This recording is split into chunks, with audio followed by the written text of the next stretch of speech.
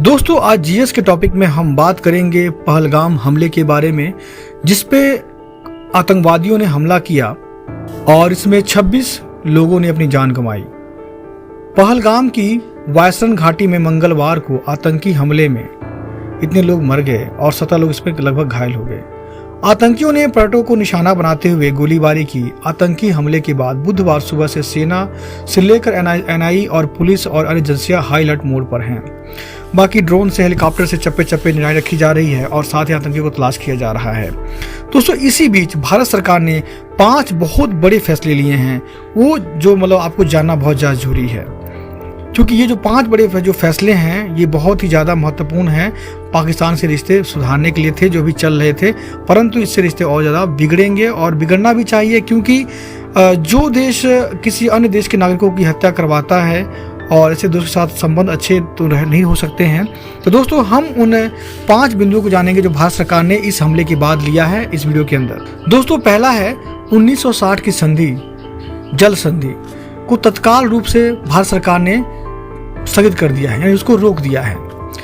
और ये भी कहा है कि जब तक पाकिस्तान विश्वसनीय और अपरिवर्तनीय रूप से सीमा पर आतंकवाद के लिए अपने समर्थकों को त्याग नहीं देता, तब तक लिए क्या रहेगा, ये बंद ही रहेगा।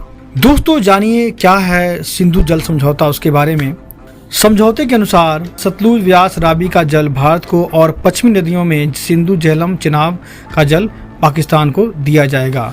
और इसमें एक जो सबसे बड़ी जो भारत के लिए घाटे वाली बात थी वह यह थी कि इन नदियों का जो 80% पानी है वह पाकिस्तान को चला गया और जबकि शेष 20% पानी भारत के पास उपयोग के लिए छोड़ दिया गया, जिसको देखते हुए काफ़ी विवाद भी हुआ। कई बार इस पर चर्चा भी हुई कि भारत कहता है रद्द करने के लिए, पर भारत के पास कुछ ऐसा मौका था नहीं। परंतु जैसे ही हमला हुआ, भारत सरकार ने ये जो जल से समझौता था इसको रद्द कर दिया गया है, और तब तक रद्द किया जब तक पाकिस्तान जो है अपने आतंकी जो भी गतिविधियां उनको रोक नहीं देता है या उनको निष्पक्ष होकर उनके खिलाफ कोई सख्त कार्रवाई नहीं करता है। तो दोस्तों, यह था पहला। और दोस्तों, हम जानेंगे भारत सरकार ने दूसरा कौन सा चीज़ है जिस पर रोक लगा दी पाकिस्तानियों के लिए। जो आपका चेक पोस्ट है अटारी, यह आपका पड़ता है, आपका पंजाब के शहर अमृतसर में पड़ता है, उसको तत्काल प्रभाव से बंद कर दिया गया है। और जो लोग वैध तरीके के साथ सीमा पार करके आ चुके हैं, जो यहाँ पे आ चुके हैं, जो पाकिस्तानी जो हिंदुस्तान में आ चुके हैं, वह 1 मई 2025 से पहले उसी मार्ग से वापस जा सकते हैं, यह कह दिया गया है सभी लोगों को, इधर के भी और उधर के भी। यानी जो हिंदुस्तान के लोग उधर गए उनको भी कहा गया है और जो पाकिस्तान के लोग इधर आए इनको भी कह दिया गया है। जो तीसरा भारत सरकार ने किया है वह यह किया है कि जैसे आप जानते हैं जो भारत है वह सार्क देश में शामिल है, जो अपने आसपास पड़ोसी देशों को मिला के, जैसे कि अपना बांग्लादेश हो गया और अपना ये नेपाल हो गया, इन सब देशों को मिला के एक गुट बनता है, जिसके तहत भारत सरकार ने सार्क जो देश जो शामिल हैं उनके नागरिकों को वीज़ा छूट दिया था। और इस योजना के तहत बहुत से पाकिस्तान के यात्री भी अपने भारत की यात्रा करते थे।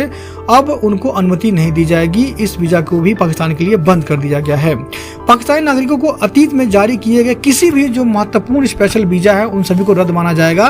कोई भी चाहे वीज़ा हो, चाहे एसपीएससी वीज़ा क्यों ना हो, उसको भी अब रद्द माना जाएगा।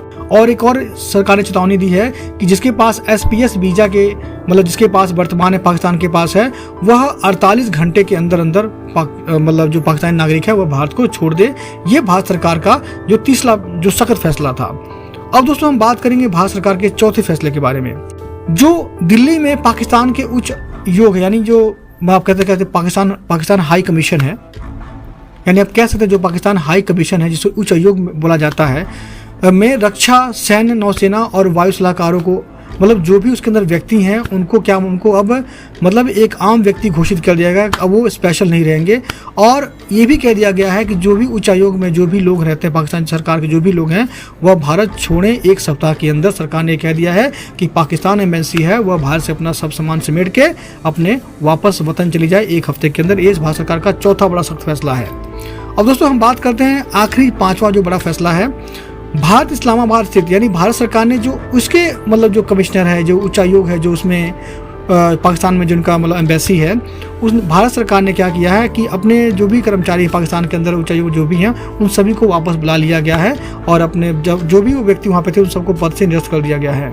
और जो भी उसमें व्यक्ति अधिकारी थे उन सभी को भारत सरकार ने वापस बुला लिया। दोस्तों, ये थे जो 5 बड़े कदम भारत सरकार ने इस हमले के बाद उठाए हैं और जाहिर सी बात है कि इससे दोनों देशों में तनातनी और बढ़ेगी, घटने का नाम तो लेगी नहीं, क्योंकि भाई रूट ही ऐसा है और हमला भी ऐसा कर दिया गया है कि भारत सरकार हमेशा कहती है, भारत सरकार की आतंकवादी छोड़िए परंतु पाकिस्तान आतंकवाद छोड़ता नहीं है, जिसकी वजह से यह दोस्तों हमला आप लोग को देखने को मिला। और इसके हमले का नतीजा आप देख रहे हैं कि दोनों देशों में खटास तो जारी रहेगी ही। अब आने वाले कल में देखा जाएगा इसके प्रति और क्या क्या भारत सरकार करती है। ये भी हो सकता है कि जो पाकिस्तान सरकार है वह भारत सरकार को अंतर्राष्ट्रीय न्यायालय में घसीट सकता है, खासकर वो जो सिंधु जल समझौता है। तो दोस्तों ये तो आने वाले कल की बात होगी। तब तक दोस्तों अभी तक अपडेट इतनी है, अगर आती है तो मैं आपको जरूर दूंगा। पढ़ते रहिए DV एजुकेशन के साथ में। आपका समय शुभ हो। जय हिंद।